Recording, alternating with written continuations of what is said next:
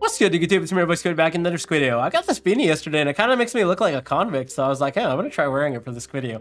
Anyways, I want to talk today about the ban list. Obviously, it's not coming out for another month, but there's not much else going on. There's not events or anything, and it's kind of got me thinking, you know, there are at least a list of cards that this game would be so much better without, you know, like a list of cards that actually need to be eradicated off the face of this earth. The list of cards that kind of make you groan 9 times out of 10 and having a sense of impending doom within yourself when your opponent activates it and you probably know that the game is over. Yeah, those type of cards. So let me know if you guys agree with these or disagree, by the way. It always tends to be controversial, you know, whenever people talk about ban lists, they're very heated. But anyways, I'm going to present my opinion, starting off at the top. This guy, Hot Red Dragon Archfiend King Calamity. I mean, okay, this is the type of card that I don't know why Konami keeps printing cards like these. It literally reads, you know, your opponent cannot play when this card hits the table. And I don't know why they print cards like these that inevitably have a way to cheat it out. For example, in the modern day era with Crimson Dragon, which is easily made alongside the Legacia with the Centurion engine, right? Like they have 1.5 cards, you know, off 1.5 cards. So any of their starters plus like a discard, they're able to set up Legacia as well as the Crimson Dragon. Then on your opponent's turn, you get to summon out King Calamity, locking them out of the game effectively. I mean, yeah, there are counters, you know, there are cards like Droplet, Book of Moon, whatever, to try and make the Archfiend Calamity miss timing, but then they just make the Blazer Dragon and you're still like equally in pain almost, you know, like I feel like this is the type of card that just needs to go. It's bad enough that that deck already makes the Cosmic Blazer Dragon, which is a Omni Negate that's hard enough to deal with, plus the hand traps and whatever other non-engine they have. But what's the point of having a card that says you just cannot play the game? Isn't Yu-Gi-Oh! Isn't a 2-player card game supposed to be interactive? I mean, I want to at least have a chance at playing and not just have a chance at stopping my opponent during their turn, right? That's why we have turns. So personally, I feel like this is the type of card that needs to be gone from the game. Yes, I know that Centurions are very easily stopped by 1 hand trap or 2 hand traps, right? But the times that you don't have hand traps, that short degree of variance will still exist in the game as long as Calamity is around, and this card will actually allow the game to be so degenerate that, you know, one player cannot play a portion of the time. So in my opinion, this card actually needs to go. I just don't like cards that are very one-sided. It's a lot like VFD, if you guys remember, you know, it's just like not very fun.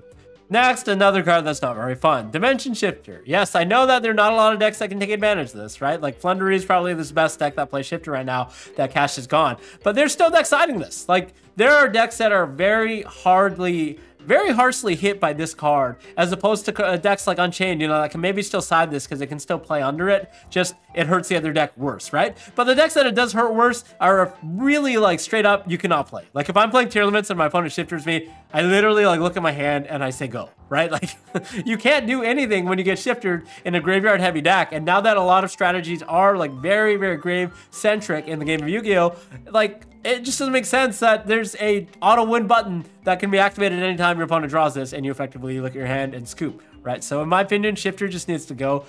I don't care. Like they could hit this to 2, they could hit this to 1. Like, yeah, it'll hit the consistency, but as long as the card is still around, it's still very degenerate, and I just don't want to lose to variance. So in my opinion, this card absolutely needs to go. I'm sorry, Shifter fans. I love this card as well when it's in my hand. I absolutely love it, activating this card. But when you see it across the table, you literally just don't want to play anymore because this card is just so OP. So in my opinion, blanket card effects like this just absolutely need to go, where you just cannot play. It's not like Droll. Like Droll, okay, it's powerful, don't get me wrong, but still you can play under Droll, you can make boards and stuff, whereas Shifter, like locking out the graveyard, is like a bigger portion. The graveyard is way bigger than the deck, right? In Yu-Gi-Oh, like the graveyard is just so powerful. I mean, yeah, you search, but you can still play without searching as long as you have access to your graveyard, where you cannot do vice versa.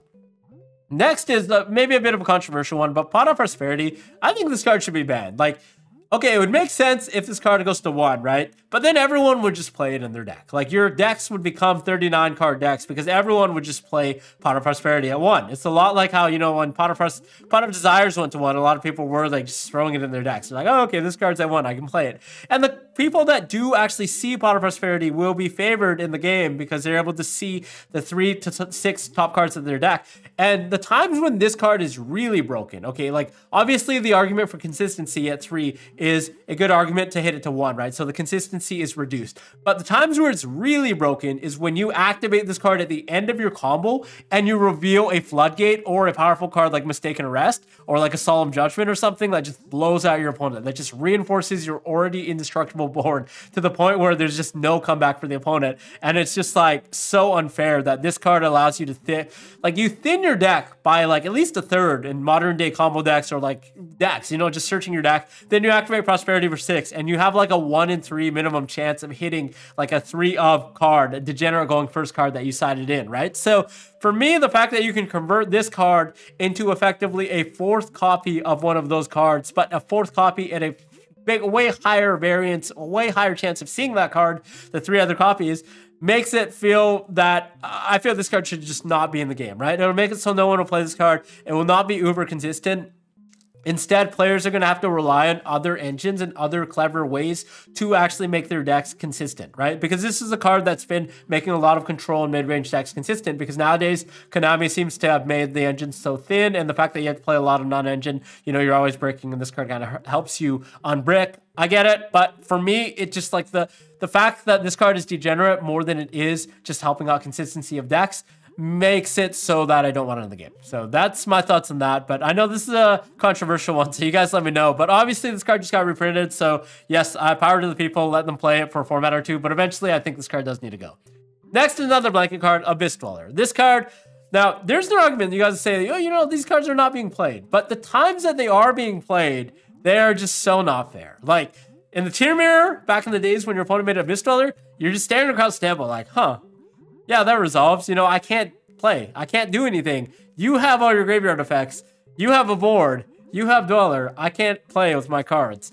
It's just a very, very degenerate card. It's too powerful. In my opinion, cards should just trade for 1 card, maybe 2 cards if you're being greedy, right? But cards like this that trade for an entire interaction for the duration of 1 turn is just way too much. And nowadays, when Yu-Gi-Oh! Is only like, you know, between 1 to 3 turns, if you're playing like a very, very fast, non-interactive game, you know, where there's no hand traps, no board breakers, Abyss Dweller is just a type of card that just means you win on the spot. So in my opinion, this card sooner or later does have to go. It's way too generic. It's way too powerful. The graveyard is too much in the game right now. Like that's why Shifter has to go as well. In the same vein, I believe this card needs to go. Next, Anti-Spell Fragrance. I've been advocating for this card to go forever. It's so unfair. They banned Imperial Order, but this card is somehow still legal? I mean, it's basically Imperial Order, sometimes even better than Imperial Order. You know, it's just like, it's so one-sided. It's one of those going first cards that just say like, it's just counterintuitive to the game, especially when Konami is designing a lot of the board breakers nowadays to be actual spell cards that just get hindered by this age-old card that's like 20 years old that's always been like very, very annoying Floodgate. I think this card should definitely go. I just don't like seeing Anti-Spell Fragrance on the other side of the table when my opponent has a huge board. And then I draw, and then I'm like, draw phase. And they're like, standby phase. They're like, wait, standby phase. Flip a card. Checks back row. Flips a card. And you're just like, oh, no. So, yeah, it's one of those cards that I think should go. Next, another blanket card, Dimensional Barrier. Yes, I know that there are not a lot of good fusion decks right now or synchro decks, but the times that this card is good, it's just ridiculous. Like if I'm playing a branded or a fusion strategy, I go activate branded fusion, you know, Dimensional Barrier, basically the turn is over. I get it that it keeps the powerful, overpowered cards like branded fusion and like, you know, whatever powerful synchro decks in check, but it keeps them a little too hard in check, you know, like it's just like a turn skip for that entire deck. And when Konami is designing fusion decks to be restricted to fusion summoning, like branded fusion, you can't activate non-fusion summonings, right? So then Dimensional Barrier is just like a direct counter. If they design fusion decks or synchro decks that have other ways of playing, that I can use like links and, you know, other variants of actually playing, then sure, Barrier would be a lot more balanced. But when the fusion decks are being designed to the way where you can only play 15 fusion monsters in your extra deck, and this card says you cannot fusion summon, it basically says you can't play. And there's no drawback. The fact that you can set it off of thrust as well and get punished for trying to interact with your opponent by stopping their plays during their turn is just a little bit too pushed, in my opinion. It favors the player going first way too hard, and I just think this card needs to go bye-bye. And then the last card I think is absolutely needs to go in some shape or form is Called by the Grave. Yes, I know it's not being played in every deck right now, but the times, again, it is good. It's just way too busted. It takes care of hand traps, so you're getting punished for trying to interact. You're getting punished for trying to defend yourself going second against an opponent's deck that would have won if you didn't have the hand trap anyways, but Called by the Grave just says, oh, you know the hand trap? I'm just going to erase it from your hand. And then the other thing is this is so utility-wise, like you don't have to use it against hand traps. It works against cards activated in the graveyard. It works against cards in the graveyard, plus same copy of the card on the field because it negates the effects of all the same name of the cards. And it's a quick play spell card that can be used offensively and defensively. I just feel like it's the type of card that was originally supposed to be banned for the longest time because it was just so degenerate at one copy. And I still think that it's so busted that it should go. But yeah, I don't know if people will like this one because I know a lot of people are not playing Called by the Grave anymore and some people are thinking it's balanced, but no, I just think it should go. So what do you guys think about this so far? I mean, obviously these are my opinions. I could be completely wrong, but this is just my thoughts as a player having played the metagame competitively for the past little while. But I'd love to hear your guys' thoughts. Do you think these cards should be banned? Do you have any cards that you think we missed on this list that should be banned as well? Well, let us know in the comments below. Other than that, we'll see you all in the next video. Thanks a lot. Subscribe if you haven't already, and deuces. Bye-bye.